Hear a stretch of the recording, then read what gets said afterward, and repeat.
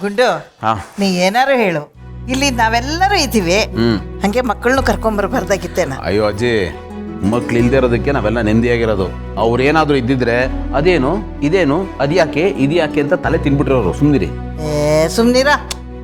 ಮಕ್ಕಳು ಮನೆ ತುಂಬ ಓಡಾಡ್ಕೊಂಡಿರ್ಬೇಕು ಕಣೋ, ಚಂದ ನಗಿಸ್ತಾರೆ, ಕುಣಿತಾರೆ, ಆಡ್ತಾರೆ. ನೋಡ ಅಲ್ಲೆಲ್ಲ ಸೀಬೆಕಾಯಿ ಅಂತೆ, ನೆಲ್ಲಿಕಾಯಿ ಅಂತೆ ಅದನ್ನ ತಿನ್ಕೊಂಡು ಖುಷಿಯಿಂದ ಇರ್ತಿದ್ವು.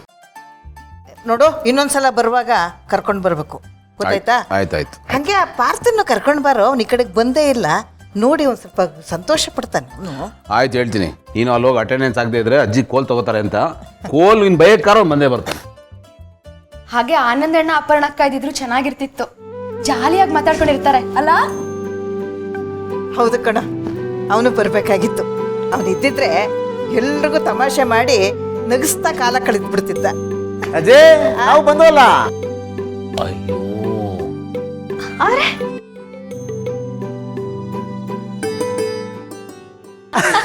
ನೋಡಿ, ನೆನೆದವರ ಮನದಲ್ಲಿ ಅಂತ ಎದುರುಗಡೆನೆ ಪ್ರತ್ಯಕ್ಷ ಆಗ್ಬಿಟ್ಟ. ಅಜಯ್, ಅದ್ಗೆ ಆರಾಮ ಮಗನೇ. ಯಾಕೋ ಬಂದೆ? ಯಾಕೆ ಬಂದೆ? ಏನು ನೋಡ್ತಾ ನಿಂತಿದ್ಯಾ ಮಗನೇ? ಅಪ್ಪ ತಂದೆ ಸ್ಥಾನದಲ್ಲಿ ಮದುವೆ ಮಾಡಿದ್ದೀನಿ. ಏಯ್ ಬೀಗ್ರು, ಮರ್ಯಾದೆ ಇರಲಿ. ಇನ್ಫ್ಯಾಕ್ಟ್ ನೀನು ಕಾಲು ತೊಳೆದು ಪೂಜೆ ಮಾಡಿ ರೆಡ್ ಕಾರ್ಪೆಟ್ ಹಾಸಿ ಬನ್ನಿ ಬೀಗ್ರೆ ಅಂತ ಸ್ವಾಗತ ಕೊಡ್ಬೇಕಾಯ್ತು, ಗೊತ್ತಮ್ಮ? ಏಕೆ ಬ್ಯಾಂಡ್ ಸೆಟ್ ಬೇಡವಾ? ಪಟಾಕಿ ಹೇಳಿದ್ರೆ ಎಲ್ಲಾನು ತರಿಸ್ಬಿಡ್ತಾ ಇದ್ದೆ ಅಲ್ವೋ? ಕಾಲು ಒರೆಸ್ಕೊಳಕ್ಕೆ ಅಲ್ಲೇ ಕಾರ್ಪೆಟ್ ಇತ್ತು, ನಿನಗೆ ರೆಡ್ ಕಾರ್ಪೆಟ್ ಬೇರೆ ಬೇಡ ನೋಡು, ಅದಕ್ಕೆ ತರಿಸ್ಲಿಲ್ಲ ಬಿಡ. ಏಯ್ ಏನು ಇಷ್ಟ ಅವಮಾನ ಮಾಡ್ತಾ ಇದ್ಯಾ? ನಡಿ ಹೋಗೋಣಲ್ಲೇ, ತಡ್ಕೊಳಕಲ್ಲ, ಬಾರಿ ಹೋಗೋಣ. ಅಯ್ಯೋ ಅಣ್ಣ ಅಣ್ಣ ಅಣ್ಣ ಬಾರ್ನೋರೆ, ನೀವು ಹೀಗೆಲ್ಲ ಹೇಳೋದು ಸರಿ ಇಲ್ಲ. ಅವ್ರು ಇವಾಗ ಬರೀ ನಿಮ್ಮ ಫ್ರೆಂಡ್ ಮಾತ್ರ ಅಲ್ಲ, ಬೀಗರು ಕೂಡ, ಅಂದರೆ ನನ್ನ ಅತ್ತೆ ಮಾವ ಕೂಡ. ಅವರಿಗೆ ಡಿಸ್ರೆಸ್ಪೆಕ್ಟ್ ಮಾಡೋದು ನನಗೆ ಇಷ್ಟ ಆಗಲ್ಲಪ್ಪ. ನೋಡ್ದ ಸೊಸೆ ನನ್ನ ಕಡೆ ಸಪೋರ್ಟ್ ಅಮ್ಮ. ಲೇ, ಅವಳು ನೀನು ಸಪೋರ್ಟ್ ಮಾಡ್ತಾ ಇಲ್ಲ ಕಣೋ, ಕಾಲು ಎಳಿತಾ ಇದ್ದಾಳೆ. ಏನಾದರೂ ಸರಿ, ಒಟ್ಟು ಅವಳು ಹೇಳೋವಾಗ ನನಗೆ ಮರ್ಯಾದೆ ಕೊಡಬೇಕು ಅನ್ನೋ ಒಂದು ಸೆಂಟೆನ್ಸ್ ಇತ್ತಲ್ಲ, ಅಷ್ಟು ಸಾಕಲ್ಲ. ಅಯ್ಯ ಒಲ್ ನನ್ನ ಮಗ ಕಣೋ, ದೋಸೆನ ಹೆಂಗದ ನಂಗೆ ತಿರುವಾಕ್ಬಿಡ್ತೀಯಲ್ಲ. ಹ್ಞೂನಮ್ಮ, ಹಂಗೆ ಇರಬೇಕು. ಇಲ್ಲ ಅಂದರೆ ಬಾಂಡೆಲ್ಲ ಹಾಕೊಂಡು ಹುರಿದು ಮುಕ್ಬಿಡ್ತಾರೆ ಅಷ್ಟೇ. ಆಯ್ತು ಬಿಡು, ನನ್ನ ಡಾರ್ಲಿಂಗ್ ಮುಖ ನೋಡಿಕೊಂಡು ನಿನಗೆ ಇಲ್ಲಿರೋದಕ್ಕೆ ಓಕೆ ಅಂತ ಹೇಳ್ತೇನೆ. ಮಜಾ ಮಾಡು.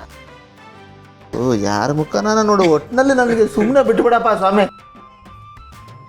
ಗೆಳೆಯ, ಆಮೇಲೆ ನಾವಿಬ್ಬರೇ ಬಂದಿಲ್ಲಪ್ಪ, ಜೊತೆಗೆ ಇನ್ನೊಬ್ರಿಗೆ ಇಂಪಾರ್ಟೆಂಟ್ ಗೆಸ್ಟ್ ಬಂದಿದ್ದಾರೆ.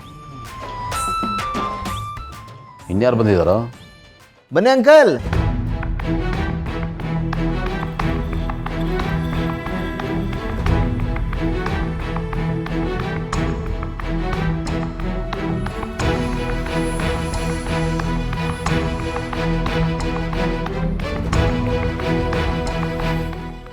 ಬನ್ನಿ, ಯಾಕೆ ಸಂಕೋಚ ಪಡ್ಕೋತಾ ಇದ್ದೀರಾ? ಬನ್ನಿ.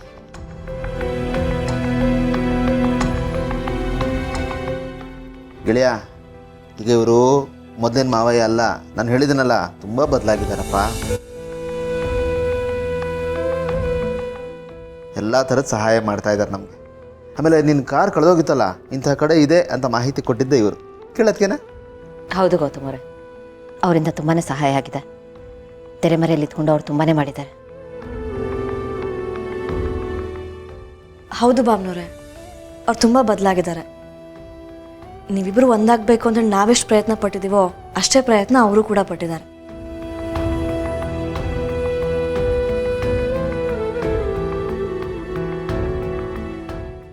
ಸಾರಿ ಮಾವ, ನೀವು ಇಷ್ಟೆಲ್ಲ ಮಾಡಿರೋದು ನನಗೆ ಗೊತ್ತಿರಲಿಲ್ಲ. ಒಟ್ಟಿನಲ್ಲಿ ನೀವು ಬದಲಾಗಿದ್ದಾರಲ್ಲ, ಅಷ್ಟೇ ಸಂತೋಷ. ನನಗೂ ಅಷ್ಟೇ ಕಣಪ್ಪ. ನೀವೆಲ್ಲ ನನ್ನನ್ನು ನಿಮ್ಮವನು ಅಂತ ತಿಳ್ಕೊಂಡ್ರಲ್ಲ, ಅದಲ್ಲದೆ ನಿಮ್ಮಲ್ಲಿ ಒಬ್ಬನಾಗಿರೋದಕ್ಕೆ ಅವಕಾಶ ಮಾಡಿಕೊಟ್ರಲ್ಲ, ಅದಕ್ಕೆ ತುಂಬ ಥ್ಯಾಂಕ್ಸ್ ಕಣಪ್ಪ. ಮಾವ ಪ್ಲೀಸ್ ಎಲ್ಲಿ ಬಿಡಿ, ಮರ್ತು ಬಿಡಿ ಹೇಳೋದಲ್ಲ.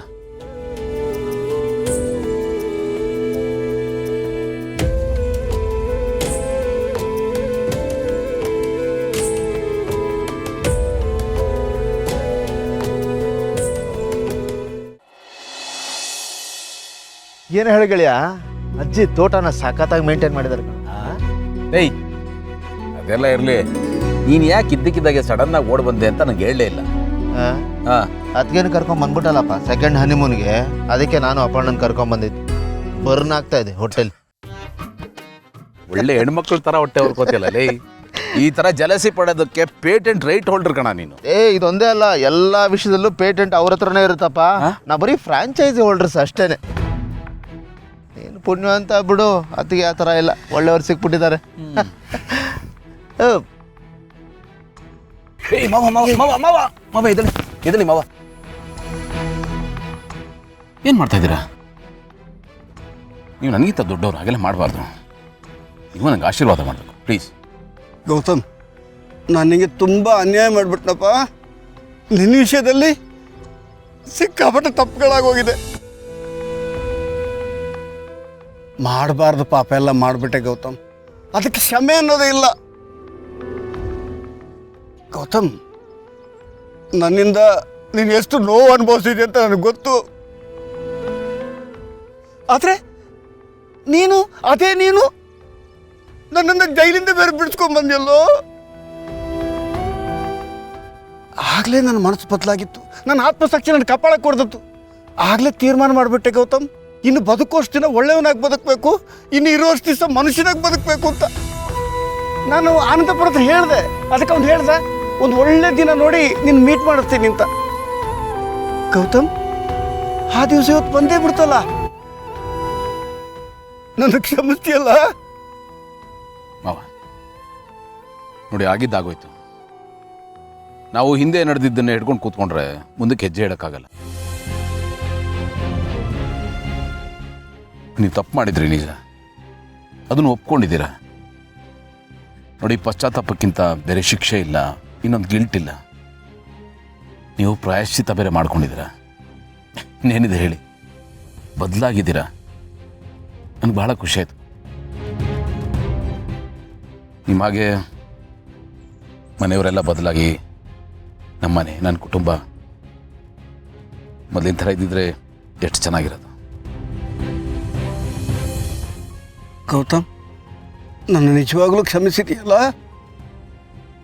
ನಾನಾಗಲೇ ಹೇಳಿದ್ನಲ್ಲ, ಪಶ್ಚಾತ್ತಾಪಕ್ಕಿಂತ ದೊಡ್ಡ ಪರಿಹಾರ ನಾನು ಯಾರು ಕ್ಷಮಿಸೋದಕ್ಕೆ. ನೀವು ನನಗೆ ಆಶೀರ್ವಾದ ಮಾಡಬೇಕು. ನೀನು ಕಾಲಿಗೆ ಬೀಳಬಾರ್ದು. ನೀನು ವಯಸ್ಸಲ್ಲಿ ಮಾತ್ರ ಚಿಕ್ಕವನು ಕಣಪ್ಪ, ಮನಸ್ಸಲ್ಲಿ ನನಗಿಂತ 1000 ಪಟ್ಟು ದೊಡ್ಡವನು. ಕಾಲಿಗೆ ಬೀಳಬಾರ್ದು.